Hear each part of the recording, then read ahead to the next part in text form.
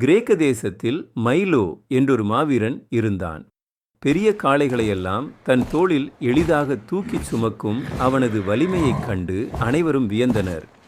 ஒருமுறை அவனிடம், இவ்வளவு பெரிய காளையை எப்படி சிரமமின்றி தூக்குகிறாய் என்று கேட்டார்கள்.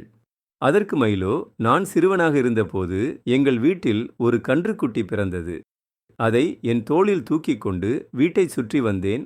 தினமும் இதை வழக்கமாக்கிக் கொண்டேன். நாட்கள் செல்லச் செல்ல அந்த கன்று வளர்ந்து காளையாக மாறியது. அதன் எடை படிப்படியாக அதிகரித்தது. எனக்கு ஒரு சுமையாகவே தெரியவில்லை, ஏனென்றால் நான் அதன் வளர்ச்சியோடு சேர்ந்தே பயணித்தேன் என்று பதிலளித்தான்.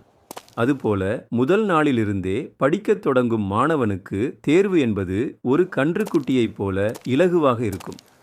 ஆனால் கடைசி நேரத்தில் படிக்கத் தொடங்கும் மாணவனுக்கு அதே தேர்வு ஒரு பெரிய காளையைப் போல பெரும் சுமையாக மாறிவிடும்.